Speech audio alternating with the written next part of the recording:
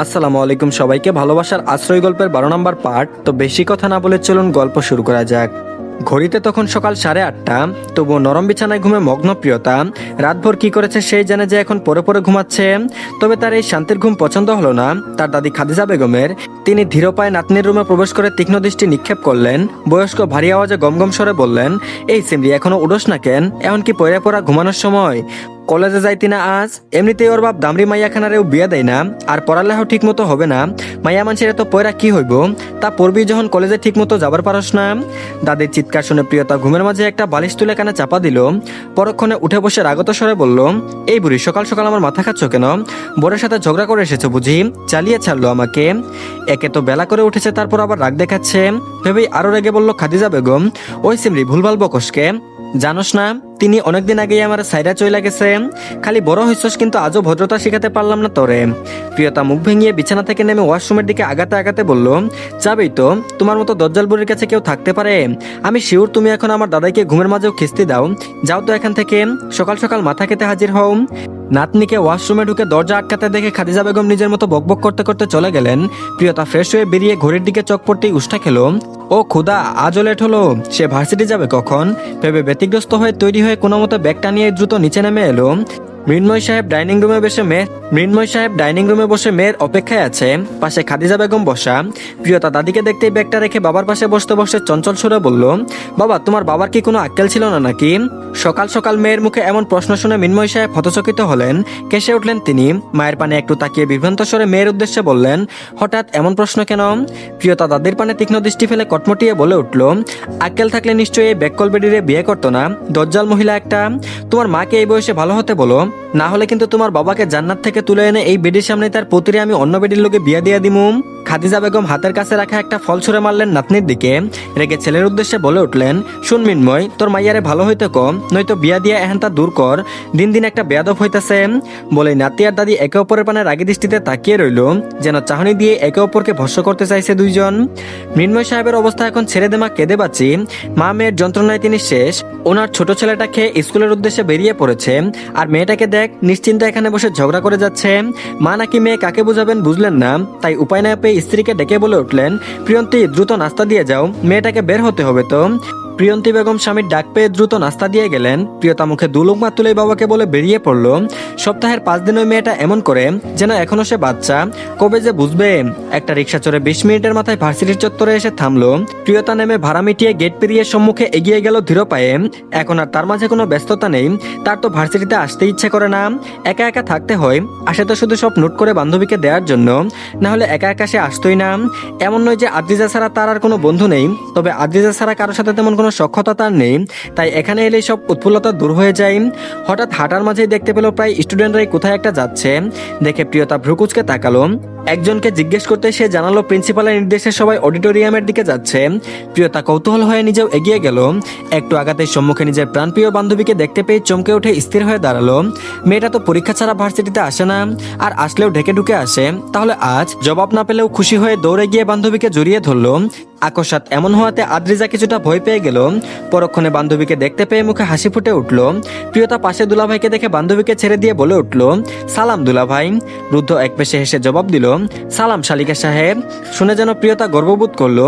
প্রিয়তা আশায় আদ্রিজাকে তার কাছে ছেড়ে রুদ্ধ আগে আগে এগিয়ে গেল। প্রিয়তা আদ্রিজার একটা হাত পাকড়াও করে হাঁটতে হাঁটতে গর্বের সহিত বলল, ইস কি ভালো লাগতেছে, সবাই এখন জানবে আমি এমপির শালী, সবাই আমাকে কত রেসপেক্ট দিবে এখন ভাবদুস্ত। আহা কি মজা। আদ্রিজা হতাশ, মানুষ ভালো স্বামী পেলে গর্ব করে, আর এই মেয়ে এমপি দুলাভাই পেয়ে গর্ববোধ করছে। আজব মেয়ে একটা। আদ্রিজার ভাবনার মাঝে প্রিয়তা বলল, এদিকে কই গেছিলি তুই, আর আজ হঠাৎ ভার্সিটি এলি যে? আদ্রিজা বলল, তোর এমপি দুলাভাইয়ের নির্দেশ এটা, আর মাত্র প্রিন্সিপালের রুম থেকে এলাম। প্রিয়তা থেমে দাঁড়ালো, কিছুই বুঝলো না কি হয়েছে বা হচ্ছে। চোখ পড়লো তাদের পাশাপাশি চলা নাসিমের উপর। বিয়েতে দেখায় কোনো মতো চিনে ছেলেটাকে, তাই সালাম জানিয়ে নাসিমের উদ্দেশ্যেই বলল, আপনারা প্রিন্সিপালের কাছে কেন গিয়েছিলেন ভাইয়া? নাসিমের এতক্ষণ মেয়েটার কথা শুনে বুঝতে বুঝতে বাকি নেই যে মেয়েটা খুব চাইল্ডিশ, তাই নিজেও মজার স্বরে বলে উঠল, আপনার দুলাভাই প্রিন্সিপালের কাছে গিয়েছিল আপনাদের নামে নালিশ জানাতে, হুঁশিয়ারি দিয়ে এসেছে যেন আপনারা দুজন ক্লাসে বাঙ্ক মারতে না পারেন, যেন পরীক্ষায় ফেল করলে তাকে তৎক্ষণাৎ ফোন করে জানিয়ে দেয়। প্রিয়তার মুখ হা হয়ে গেল। দুলাভাই সত্যি এসব বলেছে? বিস্ময়কর স্বরেই বলে উঠল, কিন্তু কেন ভাইয়া? নাসিম আড়ালে হেসে সম্মুখে অগ্রসর হয়ে বলল, এমপির বউ আর শালি যদি পরীক্ষায় ফেল করে তাহলে কি তার সম্মান থাকবে বলুন? সবাই দেখলেই বলবে এই যে এমপি সাহেবের ফেলটুস শালি, তাই আগে থেকে নিজের সম্মান বজায় রাখার চেষ্টা চালিয়ে যাচ্ছে আমার ভাই। এবার বুঝেছেন বিয়েন? প্রিয়তা বুঝলো ছেলেটা তার সাথে মজা করছে, তবে রেগে গেল না এতে, বরং হেসে উঠল জোরে। পুনরায় বান্ধবীর হাত ধরে পথ চলতে শুরু করে উচ্চ আওয়াজে বলে উঠল, চিন্তা করবেন না ভাইয়া, আজ থেকে মন দিয়ে পড়বো। দুলাভাইয়ের সম্মান নষ্ট হোক এমন কোনো কাজ করবো না, প্রমিস। টেনে টনে হলেও পাশ করে দেখাবো। আদ্রিজা না চাইতেও দুজনের কথায় কিছুটা হেসে ফেললো। সবাই অডিটোরিয়ামে আসতেই দেখলো ছাত্রীদের ঢল নেমেছে এখানে। এর কারণ কেউ বুঝলো না, সবাই শুধু একে অপরের পানে তাকাতে লাগলো। সবার নজর একপাশে নির্লিপ্ত মুখাভাবে দাঁড়িয়ে থাকা এমপির উপর। ছাত্রছাত্রীদের আর বেশিক্ষণ অপেক্ষা করিয়ে রাখলো না, রুদ্র এগিয়ে গিয়ে সবার সম্মুখে দাঁড়ালো। সবাইকে একবার দেখে নিয়ে সবাইকে আর আদ্রিজাকে অবাক করে দিয়ে আদ্রিজার একটা হাত ধরে নিজের পাশে দাঁড় করিয়ে দিল। মেয়েটার এক হাত শক্ত করে ধরে রইল। এত মানুষের নজরে পড়ে আদ্রিজা ভয় লজ্জায় অস্বস্তিতে জড়সড় হয়ে উঠল। রুদ্ধর দিকে একটু চেপে দাঁড়িয়ে অসহায় দৃষ্টিতে তাকালো স্বামীর পানে। রুদ্র সেই দৃষ্টির মানে বুঝতে সক্ষম হলেও পাত্তা দিল না। সবার পানে তাকিয়ে বলে উঠল, আপনাদের মূল্যবান সময় নষ্ট করার জন্য আমি দুঃখিত, তবে আপনাদের কিছু জরুরি কথা বলতে চাই। আই থিঙ্ক আপনারা সবাই তা মেনে চলবেন। আদ্রিজা, প্রিয়তা সহ বাকি সবাই অবাক হয়ে তাকিয়ে আছে। লোকটা কি বলতে চাই, কেন এমন করছে? রুদ্র আর একবার বউয়ের মুখখানা দেখে নিয়ে সবার অপেক্ষার অবসান ঘটিয়ে গম্ভীর ভারী কিশোরে বলে উঠল, আমাকে হয়তো অনেকেই চিনেন, না চিনলেও সমস্যা নেই, তবে আমার পাশে যে মেয়েটাকে দেখছেন ইনি আমার স্ত্রী। এই মেয়েটাকে চিনে রাখবেন। মেয়েটার পানে কেউ খারাপ দৃষ্টি দেওয়া তো দূরে থাক, তার নামে সমালোচনা করার আগেও তার স্বামীর নামটা মনে রাখবেন সবাই, রুদ্রাফিকাদের রুদ্ধ। কথা খেলাপ করার পরিমাণ ঠিক কতটা ভয়াবহ হবে তা নিশ্চয়ই আমি দিতে পারছি না। আমি জানি আপনারা বুদ্ধিমান, আপনাদের জন্য ইশারাই যথেষ্ট। এখন সবাই আসতে পারেন। পুরো অডিটোরিয়াম নিস্তব্ধ হয়ে আছে, তবে রুদ্ধ থামতেই শুরু হলো কোলাহল। সবাই এক এক ধরনের আলোচনা করতে করতে প্রস্থান নিতে শুরু করলো। অনেকে তখনও অবাক হয়ে দাঁড়িয়ে রইল, সেসবে পাত্তা দিল না রুদ্ধ। আদ্রিজা টলমলে আঁকিতে তাকিয়ে রইল নিজস্ব পুরুষের পানে। লোকটা কি তার জন্য পুরো ভার্সিটির সাথে লড়তে চাইছে নাকি? তাকে আড়ালে রেখে তখন প্রিন্সিপাল স্যারের সাথেও কি জানি আলোচনা করে এলো। লোকটা এত কিছু তার জন্য কেন করছে? এর প্রতিদান সে কিভাবে দেবে? চোখ ফেটে এক ফোঁটা অশ্রু গড়িয়ে পড়তে রুদ্ধ তা যত্নের সহিত নিজের হাতের পৃষ্ঠে মুছে দিল। চোখের ইশারায় ভরসা দিল। প্রিয়তা সব অবলোকন করে খুশি হয়ে চিৎকার করে উঠল, উফ কি দিলেন বস, একেবারে জিও। মেয়েটার কথায় রুদ্ধ পুনরায় এক পেশে হাসলো। নিজেও বউয়ের মুখপানে তাকিয়ে থেকে হাসি মুখে কিছুটা উচ্চ আওয়াজে বলে উঠল, carefully take care of my wife, my dear employee সাহেবেরা। প্রিয়তা সম্বোধন শুনে খিলখিল করে হেসে উঠল। প্রিয়তাকে ইশারায় কাছে যেতেই প্রিয়তা বান্ধবীকে গিয়ে জড়িয়ে ধরল। রুদ্ধ দুজনকে সাবধানে থাকতে বলে বিদায় জানিয়ে নাসিমকে সাথে নিয়ে ভার্সিটি থেকে বেরিয়ে গেল। আদ্রিজা সেদিকে তাকিয়ে রইল কিছুক্ষণ, তারপর বান্ধবীর হাত ধরে ক্লাসের রুমের দিকে এগিয়ে গেল। তবে বুক জুড়ে উচাটান শুরু হয়ে গেল। স্বামীর আস্থায় ভয় কিছুটা কমলেও মনের একাংশ জুড়ে এখনো ভয়েরা জড়সড় হয়ে আছে। মন বারবার বলছে কি হবে এরপর? সামান্য কথাতেই কি সবাই চুপ থাকবে? সবাই তাকে কটু কথা শোনানো থেকে বিরত থাকবে? সে কি আদৌ এসব থেকে নিস্তার পাবে শেষ পর্যন্ত? আর এদিকে কেউ বলল, ভাবি আপনার গাড়ি এদিকে অপেক্ষা করছে। ছুটি শেষে গেট পেরিয়ে বান্ধবীর হাত ধরে রাস্তায় পা রাখতেই শুনতে পেল এক পুরুষের কণ্ঠের ডাক। শুনতে স্থির দাঁড়িয়ে সম্মুখে তাকিয়ে দেখতে পেল নাসিম গাড়ির কাছে রাস্তার ওপাশে দাঁড়িয়ে আছে। তার মানে লোকটা তাকে নিয়ে যাওয়ার জন্য গাড়িও পাঠিয়ে দিয়েছে। সব দিকেই ধ্যান থাকে লোকটার। পাশে দাঁড়িয়ে থাকা প্রিয়তাকে বলল তার সাথে যেতে, কিন্তু প্রিয়তা মানলো না, কারণ তারা সম্পূর্ণ দুদিক যাবে। আদ্রিজা সময় ব্যয় না করে গাড়িতে চড়ে বসলো। নাসিমও তার দায়িত্ব পালন করতে গাড়ি ছুটিয়ে চলল মেঘমহলের উদ্দেশ্যে। আদ্রিজা জানালা গুলিয়ে ব্যস্ত শহরের পানে চোখ রাখলো। আজ প্রথম ভার্সিটিতে ক্লাস করে মনটা ভীষণ ফুরফুরে হয়ে আছে। ক্লাসের কেউ কিংবা আশেপাশের কারো মুখ থেকে কোনো কটু কথা শুনতে হয়নি। হয়তো আড়ালে বলেছে, তবে সে খুব একটা মাথা ঘামায়নি আজ। লোকটা যদি তার জন্য এত কিছু করতে পারে, তাহলে সেও এতটুকু হাসি মুখে মেনে নেবে। ক্ষমতা থাকলে বোধহয় এমনই হয় যে অন্যরা তাদের কথা মেনে নিতে বাধ্য হয়, তা মন থেকে বা জোর করে। নাহলে তাদের মতো মানুষেরা তো যোগ্য বিচার পর্যন্ত পায় না। এজন্যই হয়তো গরিবেরা সর্বদা ক্ষমতাবানদের পায়ের নিচে পিষে মরে।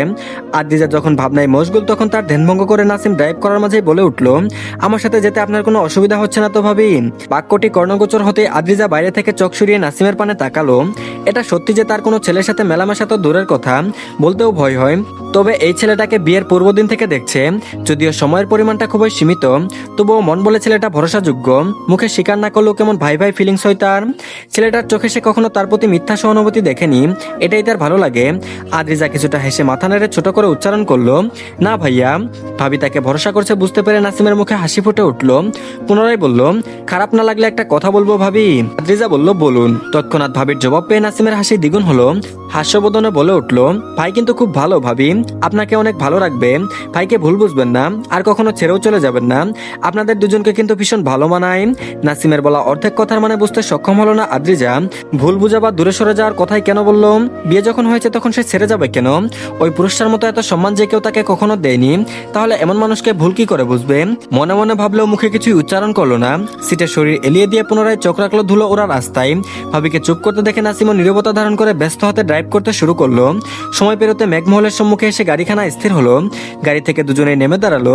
আদ্রিজা বিদায় জানিয়ে চলে গেল বাড়ির ভেতর। ভাবিকে ভেতরে প্রবেশ করতে দেখে নাসিম গাড়িতে চড়তে যাবে, তখন ওই পাশ থেকে ভেসে এলো এক মেয়েলি কণ্ঠস্বর, আরে নাসিম ভাইয়া যে, আছেন কেমন? নাসিম থেমে দাঁড়িয়ে মাথা ঘুরিয়ে পাশে তাকাতেই দেখতে পেল ঈশানীর হাসি খুশি মুখখানা। হাতে কলেজ ব্যাগ ধরা, হয়তো ভার্সিটি থেকে বাড়ি ফিরেছে। মেয়েটা ভালোভাবে জিজ্ঞেস করায় নাসিমও ভালো করে জবাব দিল, ভালো আছি, আপনি কেমন আছেন ঈশানী ম্যাম? ম্যাম ডাক শুনে বোধহয় ঈশানীর গর্ব হলো, ভাব দেখিয়ে বলল, ম্যামরা সর্বদা ভালোই থাকে, তা একটা কথা বলুন তো নাসিম ভাই। নাসিম বলল, কি কথা, দ্রুত বলুন।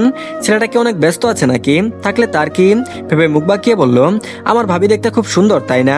এমন প্রশ্নে নাসিমের ভ্রু কুঁচকে এলো, তবুও জবাব দিল, হ্যাঁ ভাবি দেখতে মাশাআল্লাহ সুন্দর অনেক। জবাব পেয়ে ঈশানী ভাবুক হয়ে থুতনিতে আঙুল ঠেকিয়ে নাসিমের পানে তাকিয়ে বলল, জানেন আমার খুব আফসোস হয় আপনার কথা ভেবে, কারণ আপনি আমার ভাবির মতো সুন্দর একটা বউ 7 জনম সাধনা করেও পাবেন না।